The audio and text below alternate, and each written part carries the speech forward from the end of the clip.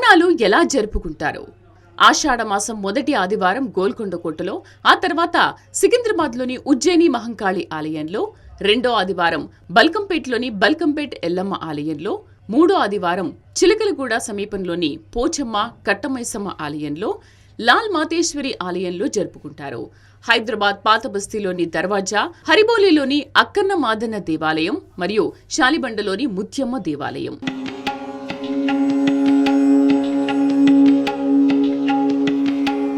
ఇక మహంకాళిని దర్శించుకునేందుకు లక్షలాది మంది భక్తులు ఆలయాలకు వస్తుంటారు. కార్యక్రమంలో మహిళలు సంప్రదాయ చీరలు ధరించి ఆభరణాలు మరియు ఇతర అలంకారాలతో అలంకరించారు. యుక్త వయసులో ఉన్న అమ్మాయిలు వజ్రాలతో కూడిన చీరలను ధరిస్తారు. ఈ సంఘటన గోల్కొండలో ప్రారంభమవుతుంది. ఇక్కడ బోనాలు మోసే మహిళలు మాతృదేవత యొక్క ఆత్మను కలిగి ఉండాలని భావిస్తారు మరియు వారు ఆలయానికి చేరుకున్నప్పుడు ప్రజలు ఆత్మను శాంతింపచేయడానికి వారి పాదాలకు నీరు పోస్తారు.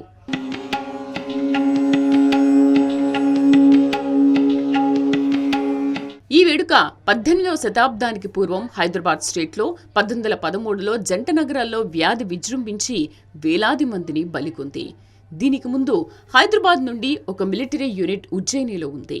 ఇది మహాకాళేశ్వర ప్రఖ్యాత శివాలయం. హైదరాబాద్కు చెందిన ఈ సైనిక విభాగం వైరస్ తమ స్వదేశానికి చేరుకుందని తెలుసుకున్నప్పుడు వారు తమ జీవితం మరియు వారి కుటుంబాల భద్రత గురించి ఆందోళన చెందారు. ఉజ్జయినిలో ఉన్న సైనికులు మధ్యప్రదేశ్లోని ఉజ్జయినిలోని మహంకాళి ఆలయంలో మాతృమూర్తిని ప్రార్థించారు. బెటాలియన్ ప్లేగును తొలగించమని మహంకాళి దేవిని ప్రార్థించినట్లు భావించబడుతుంది మరియు ఆమె అలా చేస్తే వారు ఇంటికి తిరిగి వచ్చినప్పుడు నగరంలో దేవతా విగ్రహాన్ని ప్రతిష్ఠిస్తామని హామీ ఇచ్చారు. జూన్ చివరి మరియు ఆగస్టు మధ్య వచ్చే ఆషాఢమాసం సమయంలో మహంకాళి దేవి తన కుటుంబ ఇంటికి తిరిగి వస్తుందనే పౌరాణిక సంప్రదాయం ఇందులో ఉంది. ఇది దేవతలకు బోనాలు సమర్పించడానికి ఉత్తమ సమయం.